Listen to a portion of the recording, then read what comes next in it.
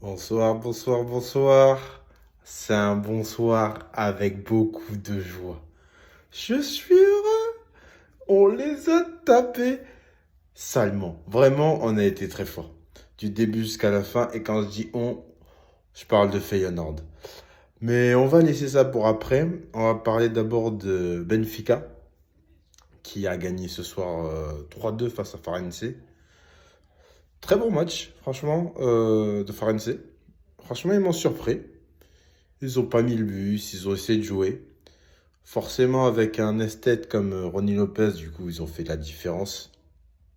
Super match de Ronny Lopez qui claque un but.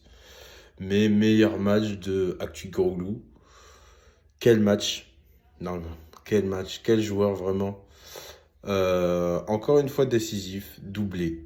Voilà, on fait le taf. 3-2, on avance. Voilà. Il y avait beaucoup de matchs ce soir. Il y avait beaucoup de matchs ce soir. Il y avait notamment Liverpool contre Everton, mais ça, on en parle rapidement. J'ai été scandalisé de l'arbitrage. J'ai jamais vu un arbitrage aussi mauvais. Franchement, la première ligue qui veut être la plus grande ligue du monde, quelle honte.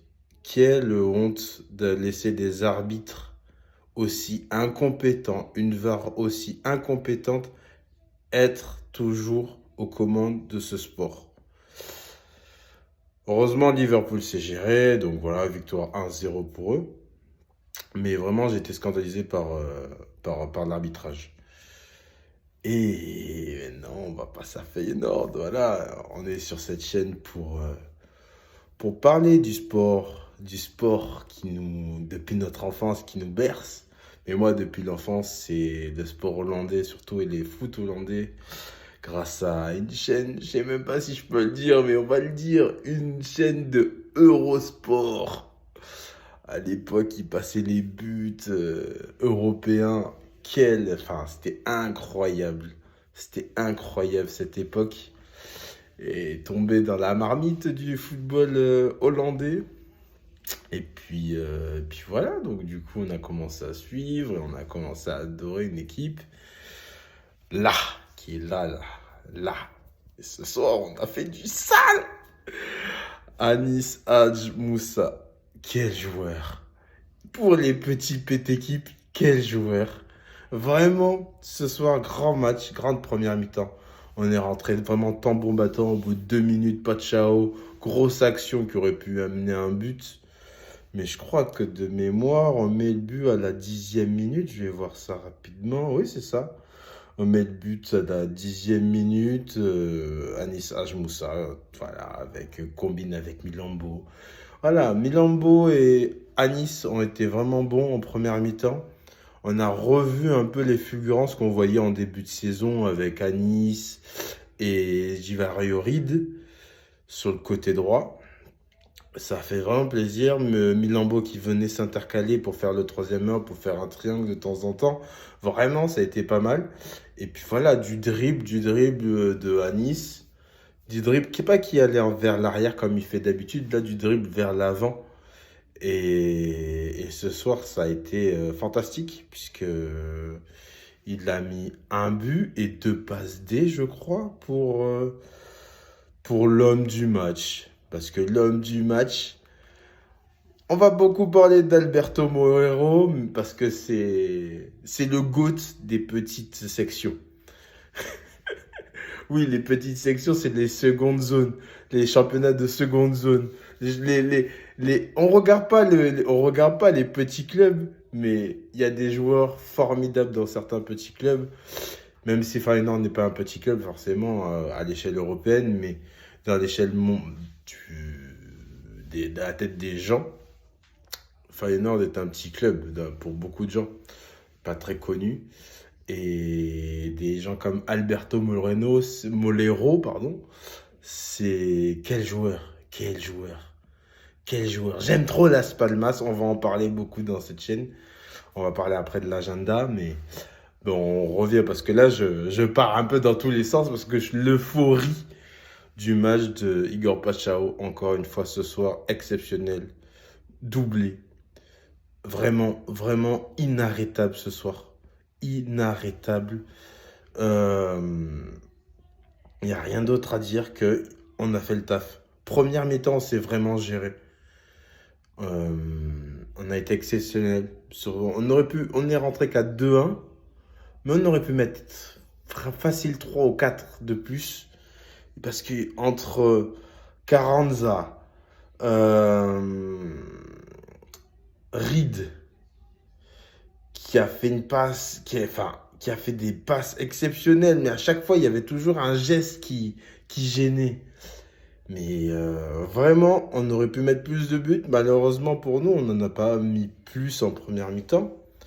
Mais en première mi-temps aussi, il y a un truc qui est flagrant, c'est qu'on est un colosse au pied d'argile.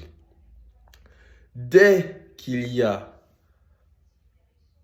une micro-occasion et que ça passe dans le dos de notre défense centrale, ça fait immédiatement action de but. Et ça ne peut pas passer comme ça si on veut... Bon, je pense qu'on peut se gérer pour être troisième maintenant. On a un point d'avance sur Utrecht. Je pense qu'on peut se gérer.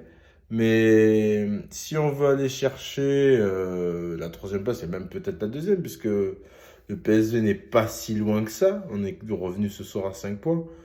Il va falloir que défensivement, on soit vraiment aussi tranchant et efficace que offensivement. Donc revenons sur la deuxième mi-temps. Mais le niveau de jeu, quoi.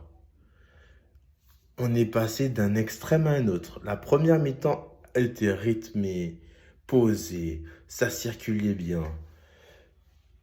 Deuxième mi-temps, on est complètement passé à côté. Il n'y avait plus de rythme. Peut-être non, on n'est pas passé à côté, c'est juste qu'on n'avait plus de rythme. On a joué 2 matchs cette semaine et je crois que ça a pesé dans l'organisme des joueurs. On n'est qu'aux Pays-Bas, donc aux Pays-Bas, on n'a peut-être pas autant de préparateurs aussi efficaces, mais inquiétant un peu, parce qu'on a on a géré. On a géré anormalement. Parce que ils avaient quand même quelques phases Groningen de domination, on peut dire, ou de possession plutôt. Et dès qu'il y avait une petite balle dans le dos, vraiment, c'était immédiat. Il y avait du danger, quoi. Bon, après, ils se sont pas gérés, heureusement. Heureusement d'ailleurs, mais on s'en sort très très bien ce soir en gagnant 4-1. Doublé de Pachao, un but d'Anis, et le dernier, c'est Ayaz. Oui, c'est Ayaz, je crois. De mémoire, c'est Ayaz qui met le quatrième. Non, c'est Pachao qui met le quatrième. Non, c'est Osman qui met le troisième. Voilà. Osman met le troisième, c'est vrai. Osman met le troisième. Super action. Contre-attaque. Il déboule. Crochet intérieur. Il est sur son pied droit. Il enroule. Petit filet. Voilà. C'est ce qu'on aime. Et c'est ce qu'on espère voir contre la Z. Voilà. Donc la prochaine vidéo, ce sera pour la Z Alkmaar. On se déplace là-bas. Samedi, 16h30. Gros match en perspective. Dans un week-end chargé en match. Parce que là, on va voir maintenant l'agenda du petit filet. Parce que ce week-end, je sens qu'il va y avoir beaucoup de petits filets. Mais déjà, le gros match, ça va être Benfica-Porto. Voilà, Benfica-Porto. Benfica qui s'est rassuré ce soir avec une victoire. Porto qui est pas extraordinaire, mais bon, ils ont écrasé l'équipe de Yanis Begraoui, l'ancien Toulousain. Donc on va voir ce que ça va donner. J'espère que Benfica pourra les écraser 1-0. Et voilà. Voilà. Et puis la Z, qu'on les règle assez rapidement aussi, pour continuer à aller titiller le PSV. Ce serait l'idéal. Et donc, ça fait 2 matchs qu'on va suivre dans cet agenda. Et le troisième, ce qu'on va suivre, j'hésite entre pas mal de matchs, mais je pense qu'on va suivre Las Palmas pour le GOAT Alberto Molero et, euh, et contre la Real Sociedad qui a fait un match extraordinaire contre le Real Madrid. Voilà. Donc ça va être les matchs qu'on va suivre ce week-end. Merci de me suivre sur cette chaîne et à bientôt.